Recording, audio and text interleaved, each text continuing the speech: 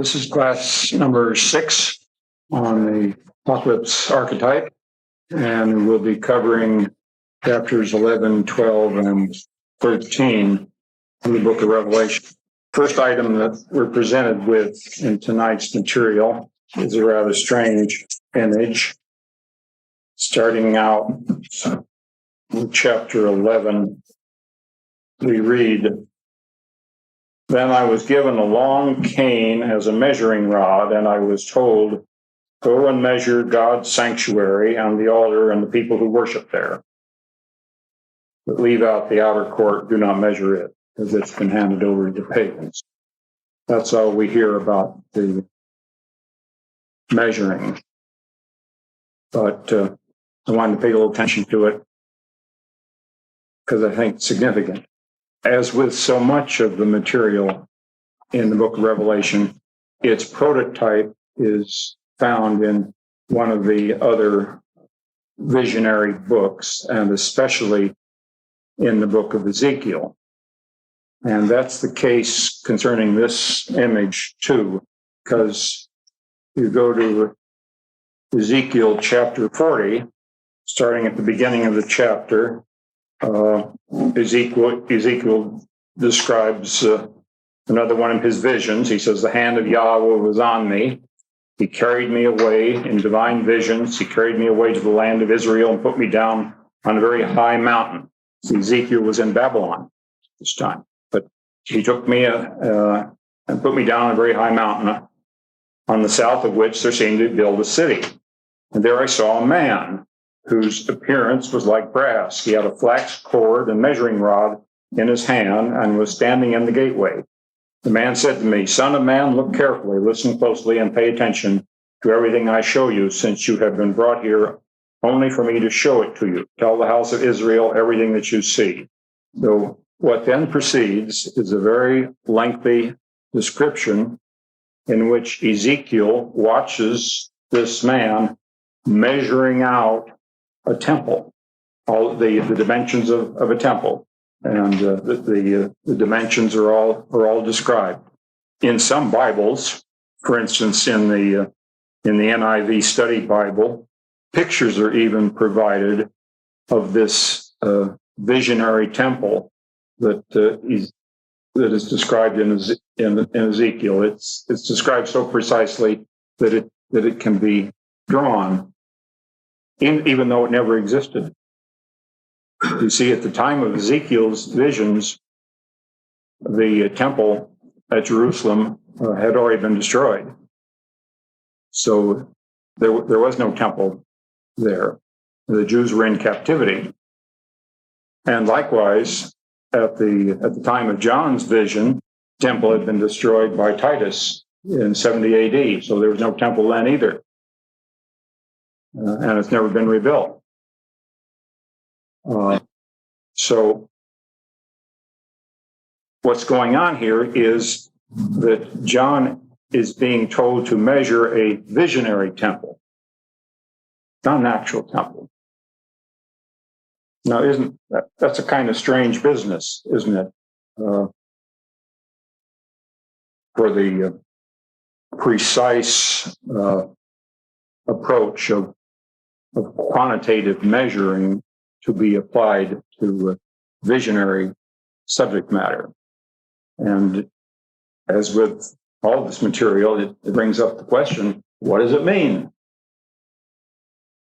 Measuring is a careful, rational, analytic procedure in preparation for the actual construction.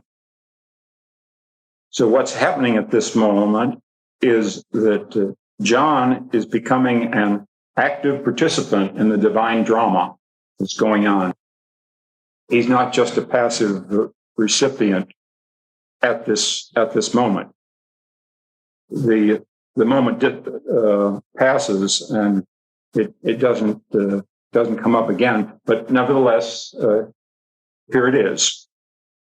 And I see it as evidence of the psychological fact that there must be the ego's active participation in understanding and completing the purposes of the unconscious once activated. The ego must participate in the construction of the temple of the self. It just doesn't happen miraculously while the ego watches passively. And in that regard, I'd remind you of the dream of Max Zeller's, the temple dream that I spoke of earlier in our sessions. The dream he had of a vast temple being constructed and various people working on it. Next item, perhaps the most important one in the whole book of Revelation, considered psychologically. Chapter 12, beginning of chapter 12, we read as follows. Now a great sign appeared in heaven, a woman adorned with the sun, standing on the moon, and with the 12 stars on her head for a crown. She was pregnant and in labor, crying aloud in the pangs of childbirth. Then a second sign appeared in the sky, a huge red dragon, which had 7 heads and 10 horns, and each of the 7 heads crowned with a coronet. Its tail dragged a third of the stars from the sky and dropped them to the earth. And the dragon stopped in front of the woman as she was having the child, so that he could eat it as soon as it was born from its mother. The woman brought a male child into the world, the son who was to rule all the nations with an iron scepter, and the child was taken straight up to God and to his throne, while the woman escaped into the desert, where God had made a place of safety ready for her to be looked after in the 1260 days. Now, if you've read the material I suggested in Jung's answer to Job, you will know how important Jung considers this particular passage to be in the book of Revelation.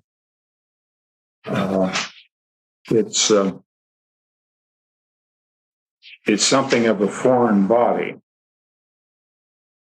because except for the one phrase, the son who is to rule all the nations with an iron scepter, there are no other biblical references.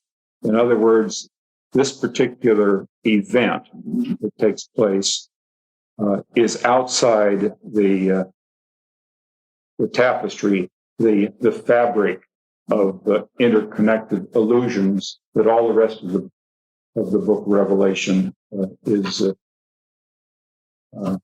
consists of. It's a foreign body in the material, so to speak. The conventional interpretation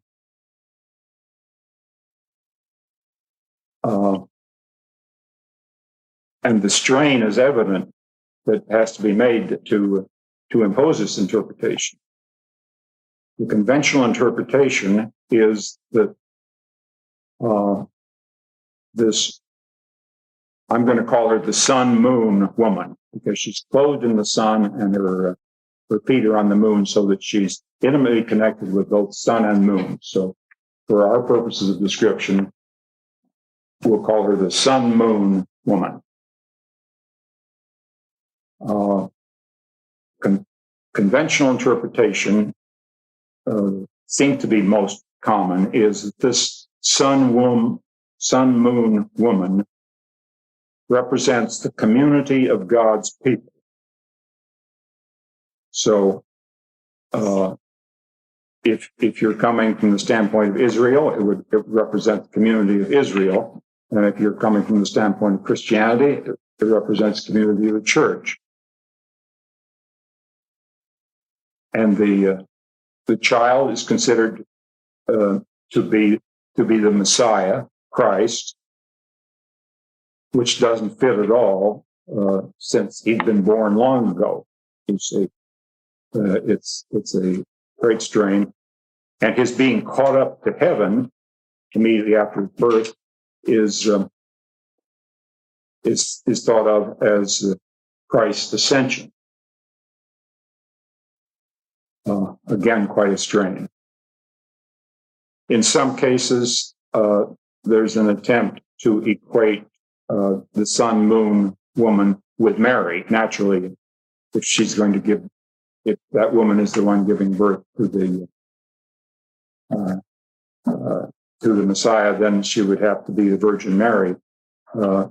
But that likewise is a great strain.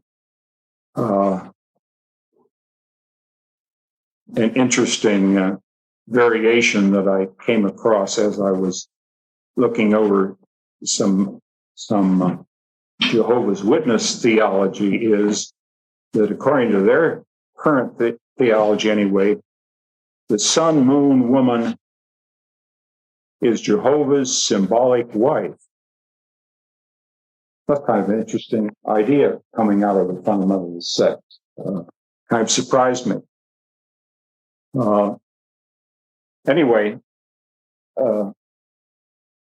this passage Jung attributes great importance to. In paragraph 711, here's some of what he has to say in answer to Job.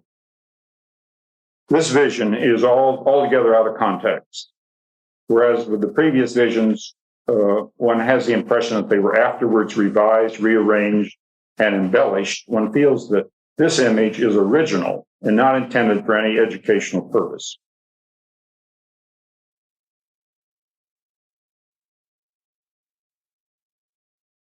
I'm skipping a bit. It's all part of the heavenly Hieros Gamos, whose fruit is a divine man-child. He is threatened with the fate of Apollo, the son of Leto, who was likewise pursued by a dragon.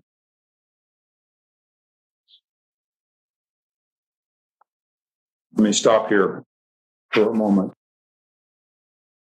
The imagery is indeed a clear reference to the Greek myth of Leto giving birth to Apollo and Artemis.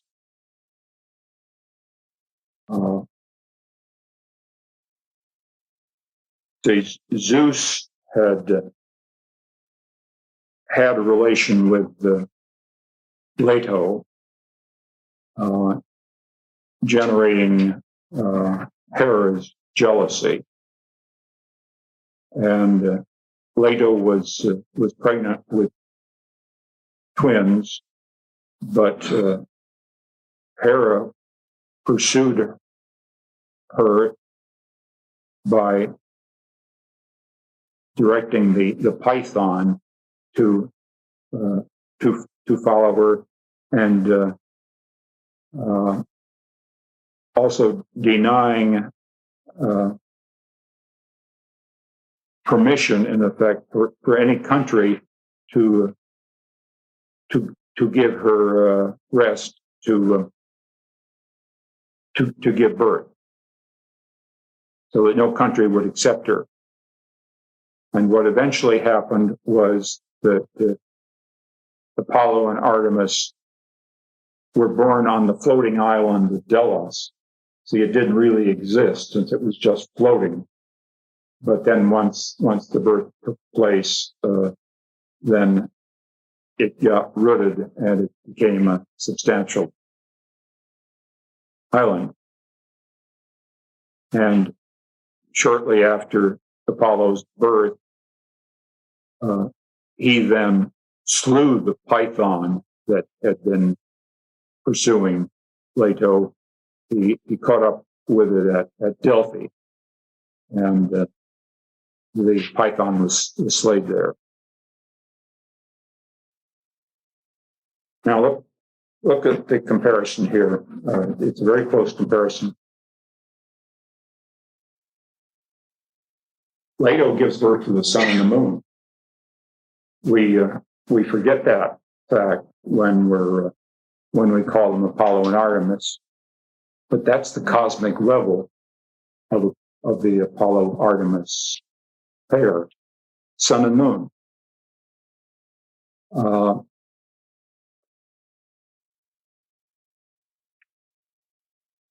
That means then that the Sol-Luna conjunctio existed on an unconscious basis in Leto before the births. And when they were born, then a separatio took place. That's the psychological level and happening as of the Greek psyche at that stage of things.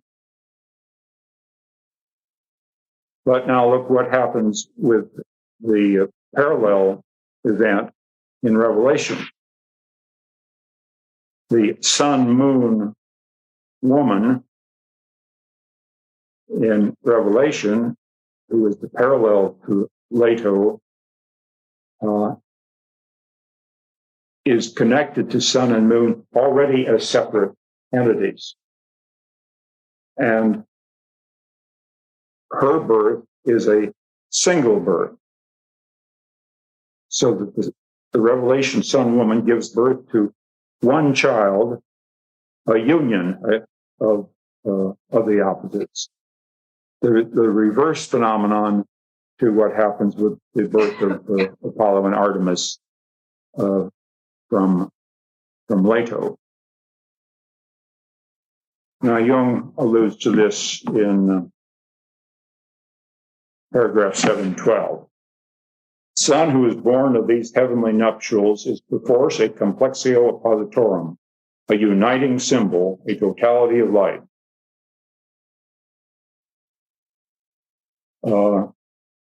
John's unconscious, certainly not without reason, borrowed from Greek mythology in order to describe the strange eschatological experience, where it was not on any account to be confused with the birth of the Christ child, which had occurred long before in quite different circumstances.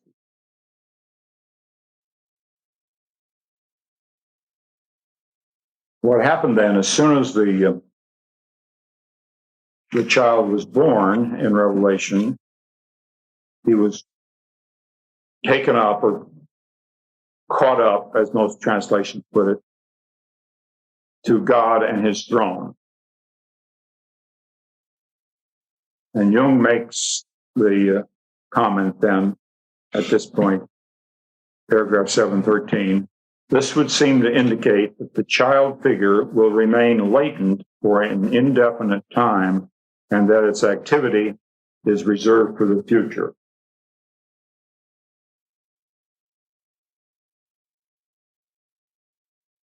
I think we can say that this particular visionary episode embedded in the very middle of the book of Revelation is the living heart of this vision, understood psychologically. It's buried in the midst of all the sound and fury of the apocalypse. It's a relatively quiet little episode. You see, it's clearly an utterly authentic, spontaneous expression of conjunctio symbolism, which demonstrates its authenticity by the very fact that it's outside the elaborate fabric of textual parallels in which the rest of the text is contained. And the fact that its imagery derives from a pagan source verifies its psychological authenticity. Jung says as much, paragraph 713, the fact that John uses the myth of Leto and Apollo in describing the birth may be an indication that the vision, in contrast to the Christian tradition, is a product of the unconscious. But in the unconscious is everything that has been rejected by consciousness. And the more Christian one's consciousness is, the more heathenishly does the unconscious behave. If in the rejected heathenism there are values which are important for life, if that is to say the baby has been thrown out with the bathwater, as so often happens.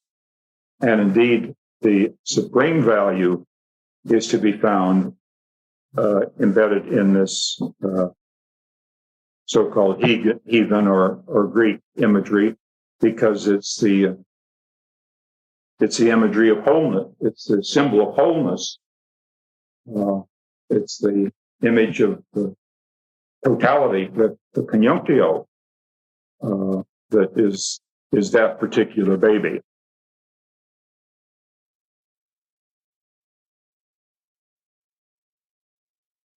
All right, next item. In chapter 12, starting with verse 7, we read the following. And now war broke out in heaven, when Michael with his angels attacked the dragon. The dragon fought back with his angels, but they were defeated and driven out of heaven. Great dragon, the primeval serpent known as the devil or Satan, who had deceived all the world, was hurled down to the earth, and his angels were hurled down with them. Then I heard a voice shout from heaven, victory and power and empire forever have been won by our God.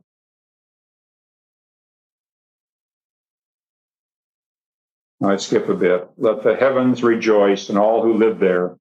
But for you, earth and sea, trouble is coming, because the devil has gone down to you in a rage, knowing that his days are numbered.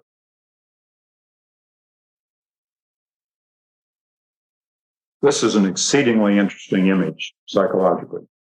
War in heaven and the casting of Satan out of heaven. See, only now, at this decisive moment that John is witnessing in his vision, does the decisive split occur in the pleroma, in the unconscious.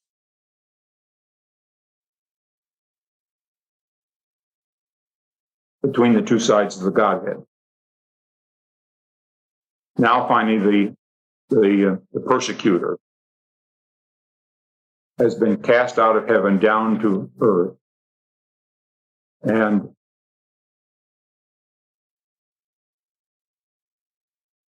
the split in the divine entity between good and evil has occurred.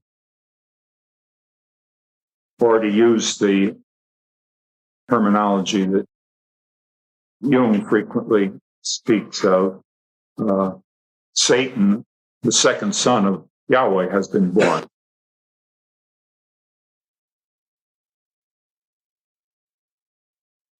See, it's very interesting that Christ had already announced this event in the 10th chapter of Luke, where we read Christ saying, I saw Satan fall from heaven like lightning.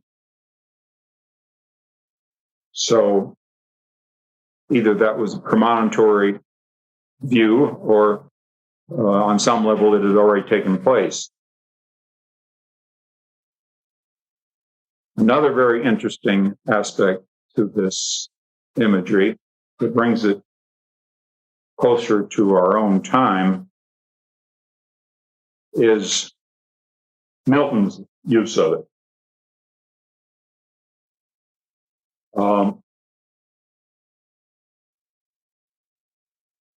In Paradise Lost.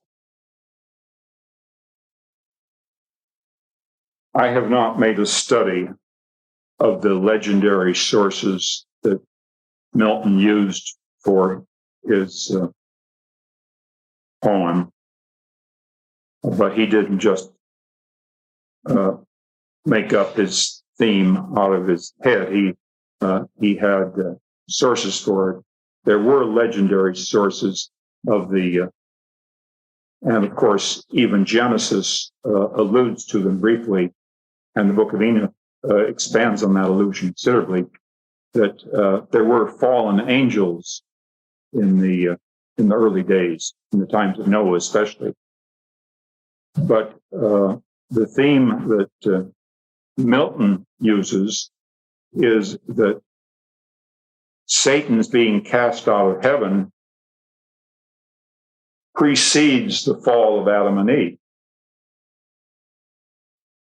And that indeed the serpent's temptation of Eve had been preceded by the casting of Lucifer out of heaven. Going to show you how fluid this image is. It floats around in history and can come to rest here, there, and yonder. But let me read you a few of the lines that describe this in the very beginning of Book 1 of Paradise Lost. Milton has talked about Adam and Eve and their fall, and then he goes on. Who first seduced them to that foul revolt? The infernal serpent. He it was whose guile, stirred up with envy and revenge, deceived the mother of mankind. What time his pride had cast him out from heaven with all his host of rebel angels, by whose aid aspiring to set himself in glory above his peers, he trusted to have equaled the Most High if he opposed, and with ambitious aim against the throne and monarchy of God, raised impious war in heaven and battle proud with vain attempt. Him the almighty power hurled headlong, flaming from the ethereal sky, with hideous ruin and combustion down to bottomless perdition, there to dwell in adamantine chains and penal fire, who durst defy the omnipotent to arms. It's the same image as the book of Revelation, exactly. Set by Milton at the very beginning of human history as told ecclesiastically. But it does not fit the canonical material at all, because as Rivka Kluger has demonstrated in her book, The Image of Satan in the Old Testament, and as the book of Job makes very clear, Satan had access to heaven throughout Old Testament times. He wasn't cast out of heaven. He came and gone. He could come and go. Now, another very interesting feature is that Milton should write this classic account of this particular archetypal image at that particular time. He wrote in the 17th century. And as I understand it, and as is indicated in the material that Jung presents in Aion,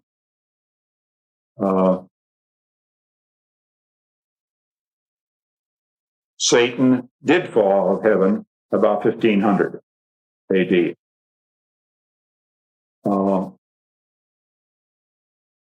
With the visible advent of the Antichrist. Another way of putting it is that the God image fell out of metaphysical projection about 1500 AD for the creative minority of Western humanity. And in lodging itself in the vicinity of the ego, it reversed polarity.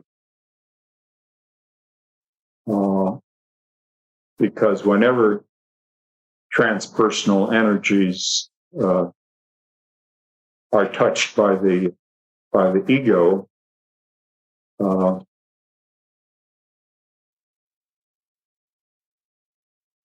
they become Luciferian. They become inflationary.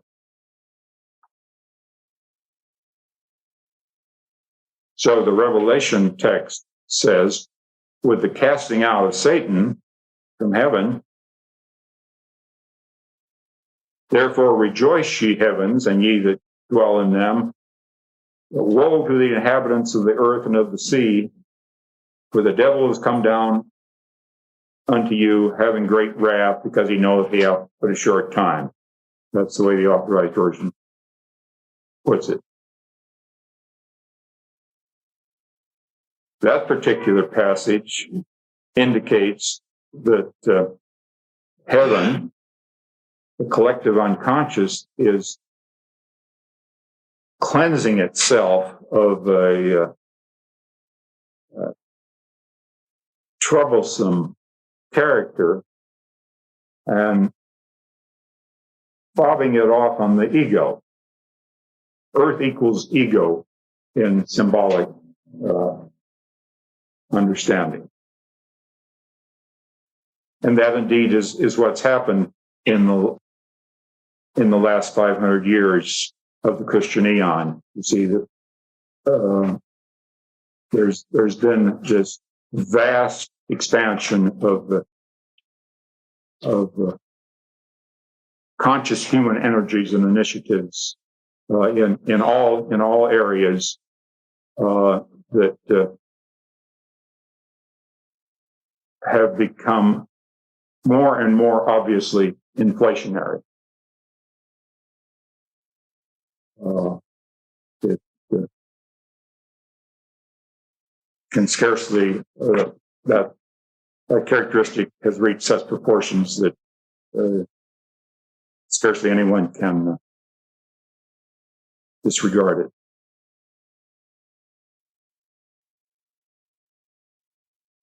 Another interesting feature of this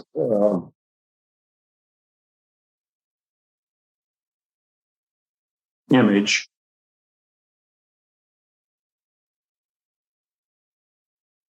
is seen in Blake's series of engravings to the Book of Job, which I have a little book on.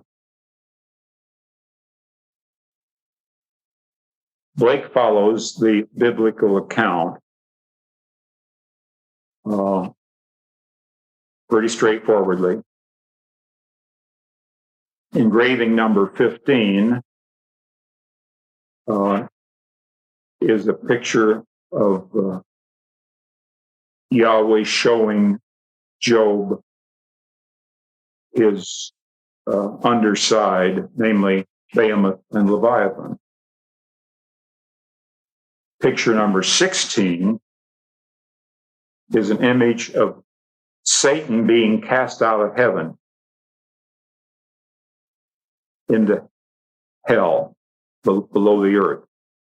That has nothing to do with the Book of Job. It's not mentioned at all. What's it doing there? It's as though Blake's unconscious, with uncanny perspicacity, slipped that image in right at that point, because that's the point where Job made the discrimination concerning the two sides of Yahweh's nature. And at that moment, then Yahweh and Satan got separated. I find it quite a remarkable phenomenon.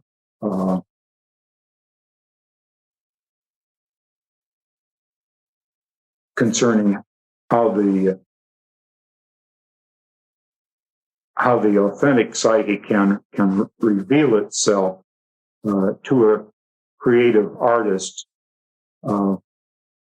when he's dealing with the relevant material that permits the revelation.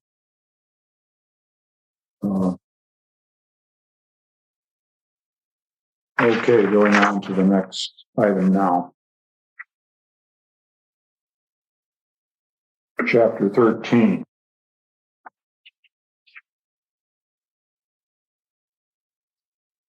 Verse 1. Then I saw a beast emerge from the sea. It had 7 heads and 10 horns, with a coronet on each of its 10 horns, and its heads were marked with blasphemous title. I saw that the beast was like a leopard, with paws like a bear and a mouth like a lion. The dragon had handed over to it his own power and his throne and his worldwide authority. And then skipping down to verse 11, then I saw a second beast. It emerged from the ground. It had 2 horns like a lamb, but made a noise like a dragon. And the second beast was servant to the first beast. There are a lot of complicated details that I don't have the time to venture into regarding the particulars here. But I want to concentrate on the overall meaning of these 2 beasts, because they're what carry the major psychological content of this particular section. The 2 beasts are Leviathan and Behemoth. Leviathan is the sea monster, and Behemoth is the land monster. And it's one of the aspects of the apocalypse archetype that with the opening up of the unconscious, with the coming of the self in all its tumultuous phenomena, that both the spiritual transpersonal energies and animal transpersonal energies come on the scene. The book that I alluded to earlier, Dreaming of the End of the World, by Michael Ortiz Hill, which has a collection of apocalyptic dreams in it, refers to a parallel dream, to a dream parallel to this imagery. According to this dream, reported by Hill, quote, so much heat had been generated deep down in the earth from the atomic explosions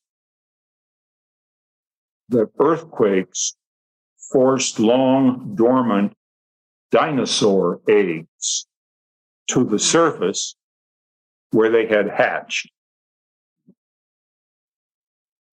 That's a almost precise modern parallel to this image of the appearance of the 2 monsters, you see. Now, these 2 creatures, Leviathan and Behemoth, came up first in Job, chapter 40 of Job.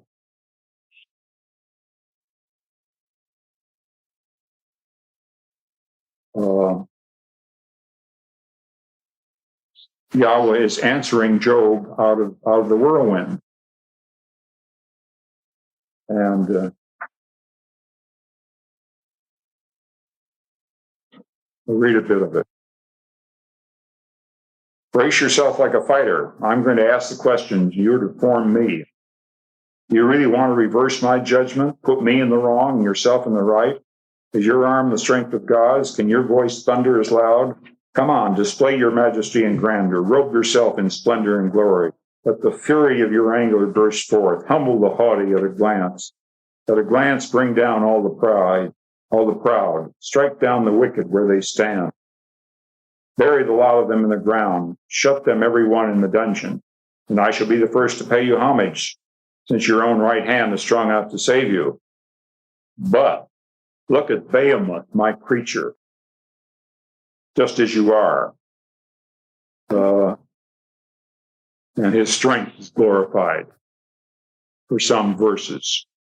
Then he goes on Leviathan too. Can you catch him with a fish hook or hold his tongue down with a rope? You see, as part of his overpowering manifestation to Job, he brings on what Job called his menagerie. You see, these are the images of the primordial psyche. They're the underside of Yahweh, what Jung refers to in answer to Job as the abysmal world of shards. And in the apocalypse that we're examining, they come into overt manifestation for all to see.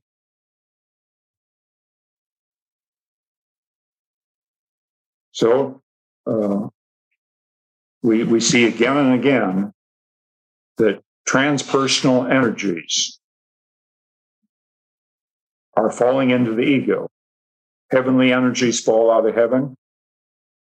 Demonic spiritual energies rise up from confinement in hell. And brute animal energies rise from the sea and the earth into visibility.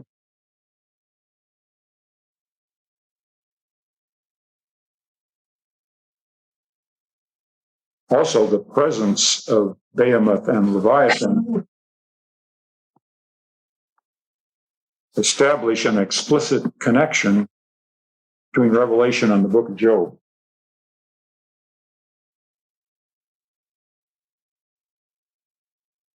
And I think that helps us to understand better why Jung chose to discuss these two specific texts in his book, Answer to Job.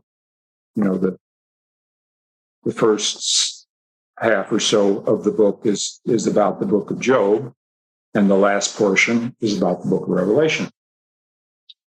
And the symbolic continuity is clear, I think. Because Job's individual ordeal was a kind of prelude to the collective ordeal that is pictured by the apocalypse. And just as Jung's Answer to Job provides us with the understanding, the meaningful understanding of Job's ordeal, so it also provides us an understanding of the apocalyptic events that are pictured in the book of Revelation and the events that we are now in the midst of. The apocalypse is now going on in the collective psyche. And once you get some awareness of the symbolism, you'll be able to see it for yourselves. You won't have to have any great prophetic powers because they're already visible. All you have to do is look below the surface and see what is happening psychologically at the level of the collective psyche.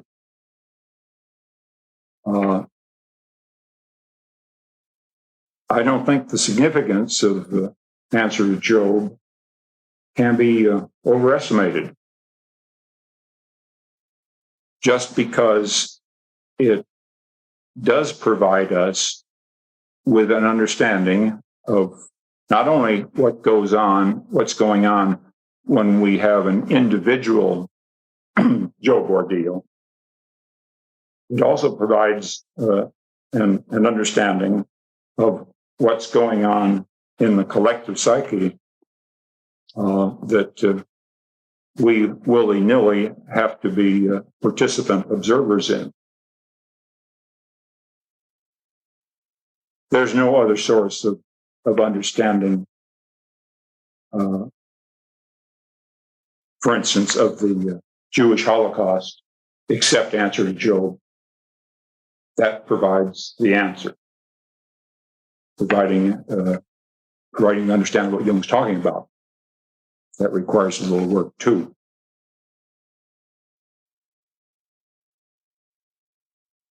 Now, according to an apocryphal book, it's called the Syrian Apocalypse of Baruch.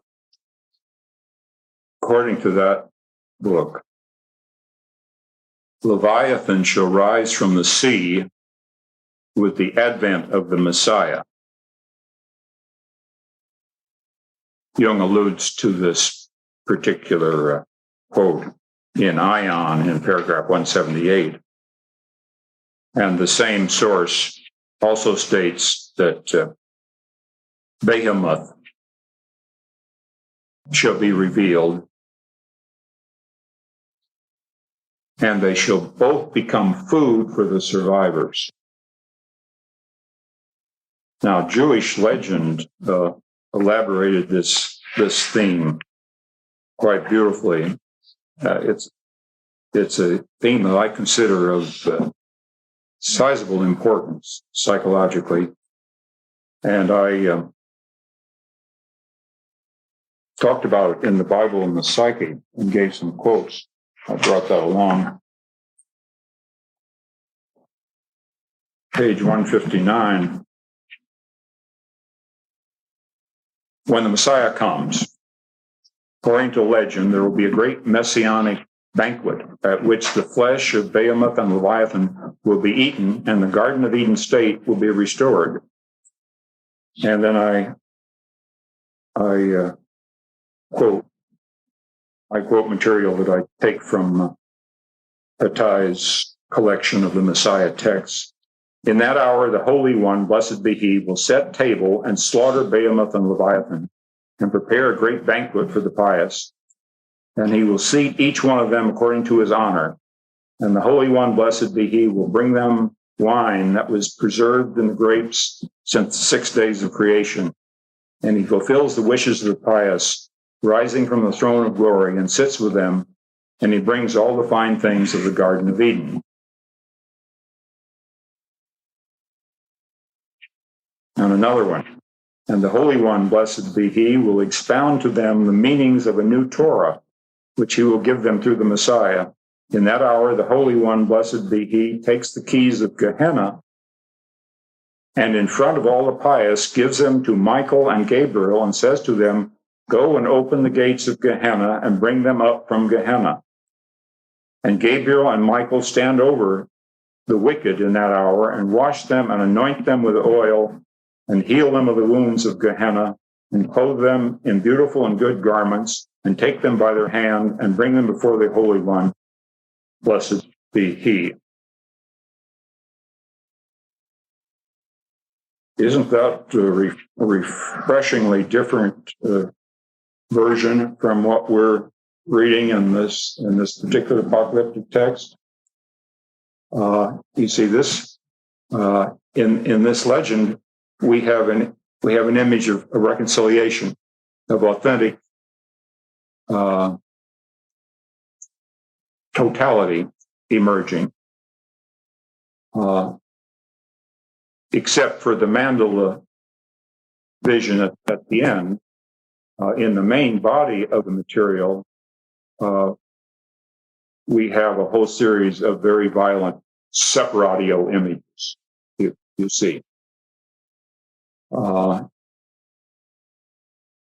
And that has to be understood as the necessary psychological process that was required for that stage of development of the collective psyche.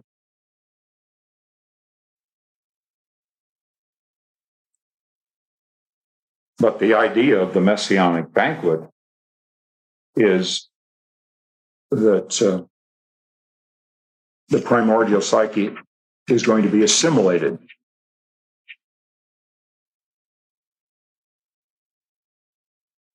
Okay, the next item.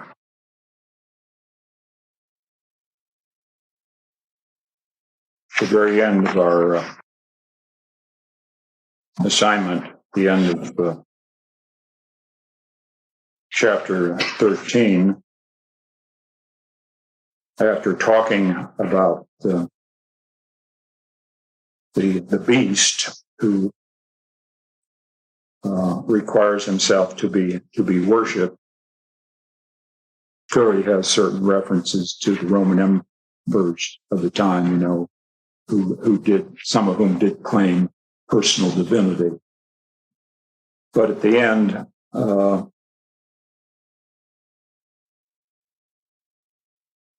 people are going to be branded with the name of the beast or with the number of its name. There is need for shrewdness here. If anyone is clever enough, he may interpret the number of the beast. It is the number of a man, the number 666.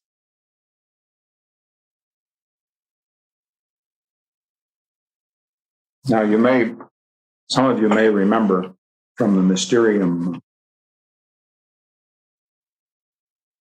course that one of the chapters of Mysterium Conjunctionis is the enigma of Bologna, which gathered a great many different interpretations to it through the centuries. And Jung called it psychic flypaper. This particular image, the number of the beast, 666, is also psychic flypaper. It's generated innumerable projections through the centuries.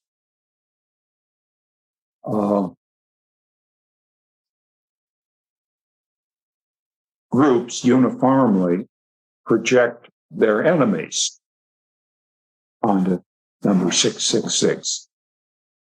And they do that because in antiquity, letters were used for numbers, and you can juggle around the name of a person. You can put him in Latin or Greek or Hebrew, or you can move the name around until the number comes up right. That's not too hard to do. But just a few of the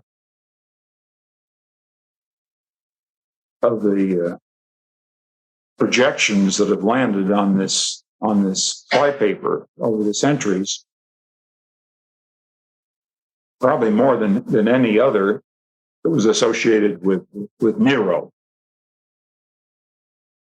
The phrase Nero Caesar was considered to add up to 666, or some other persecuting Caesars also were brought in. Certain Christian fathers thought it referred to the Gnostic Ogdoad, because the Gnostics were their greatest enemy.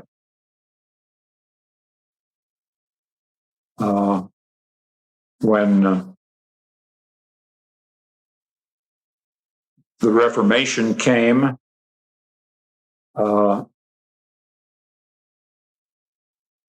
some thought that it referred to the Catholic Church. If they described the Catholic Church as Italici Ecclesia, then they could get 666 out of it. Or some thought it was the Pope, and if they called him Papiskos, then that would work out. And the church returned the favor and applied it to Luther. And they both applied it to Muhammad. And in recent times, it's been applied to Napoleon and to Hitler.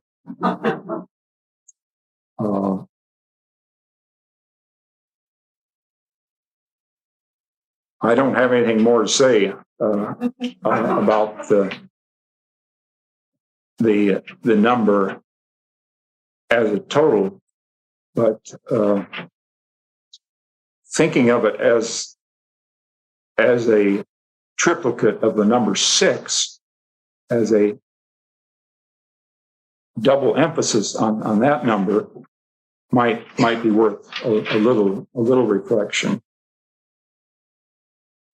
Symbolically, the number 6, probably the chief idea that's attached to it is that it's known as the marriage number. And the reason for that is that, there are reason in quotation marks, you understand, when you're thinking symbolically. Symbolic reasons don't follow the same logical pathway as rationality does. But the reason, there are a couple of reasons why it's thought of as a marriage number. One is that it's the product of the first two prime numbers, 2 and 3. The other more cogent reason, I think, is that it represents the union of a pair of triads as signified geometrically by 2 triangles. This imagery was used in alchemy. The upward pointing triangle is the sign for fire, and the lower pointing triangle is the sign for water. And when they are superimposed, when they are married, then you get the so-called Solomon seal. That's the 6-pointed star. Now there's nothing obviously negative about that symbolism initially. However, when you consider what's likely to happen when you bring fire and water together, when you think of the conflict that's going to be generated, then you may begin to see how the number 6 can indeed be a quite negative number. I think of the number 6 as a image of the conjunctio under the aegis of the number 3, which is the aegis of the ego.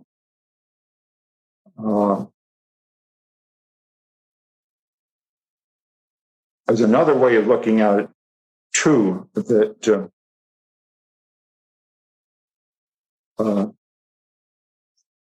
might account for 6 as a negative number.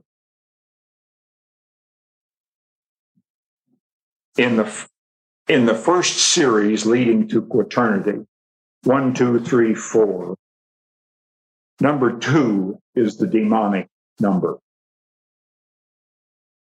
The reason for that is that number 2 generates the other, which has a sinister component. And you find that in such terms as duplicity and double cross and doubt. They're all cognate with two-ness. Now, in the second series of 4, 5, 6, 7, 8, number 6 occupies the same relative position as number 2, you see. And it presents the second triangle in conflict with the first triangle. That's a little speculative, and you can take it or leave it, but it's the sort of reflection that this kind of imagery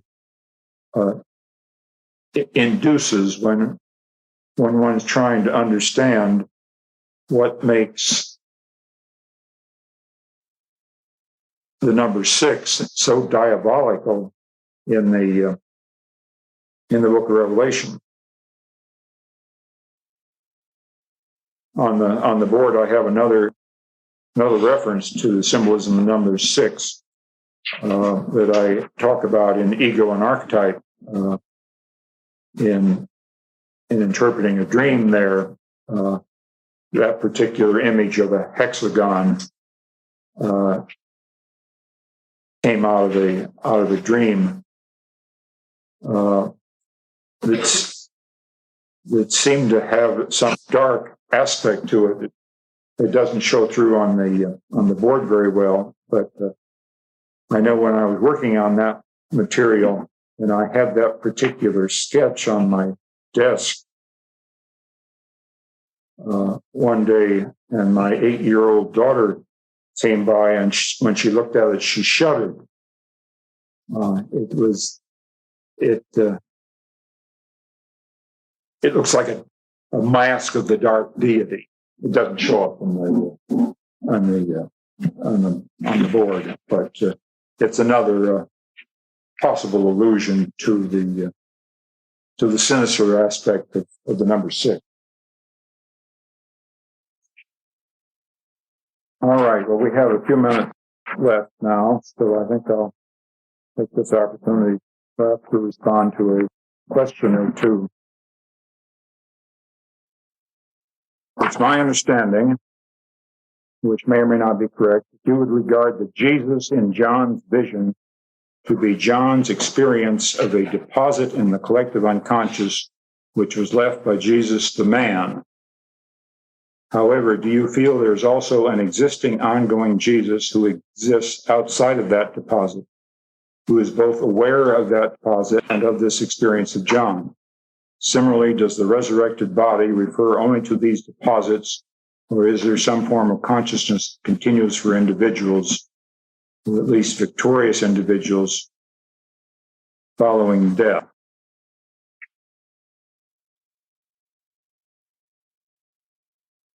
I'm trying to think where it is in Jung that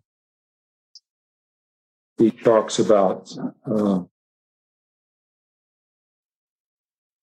the significance of the historical Jesus in relation to the archetypal content that he was carrying. I'm not sure where it is, but you wouldn't have much trouble finding it if you looked in the general index. His point is that the historical Jesus was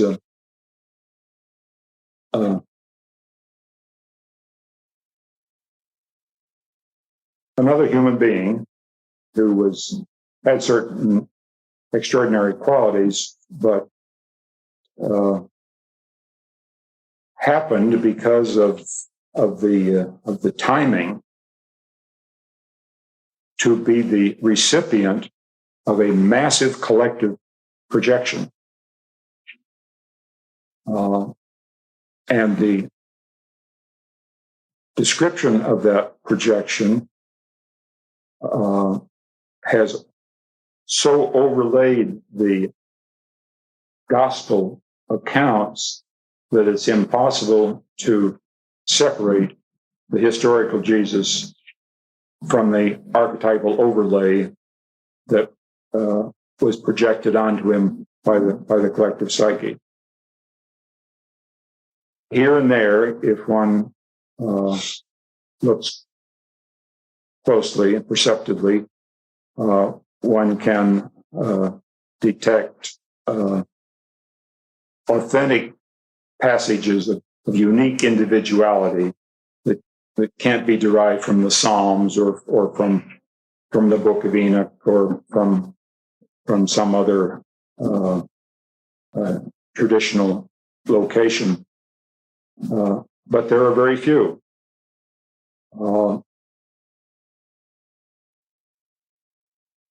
This is all from the empirical psychological standpoint, you see. And Jung is not making any metaphysical pronouncements at all. And faith can hold whatever convictions it has without being touched by this, because as Jung says in a number of places, he's not addressing his remarks to those happy possessors of faith. He's talking to those people who have dropped out of containment in a faith and are searching for some authentic understanding of what religious phenomena means.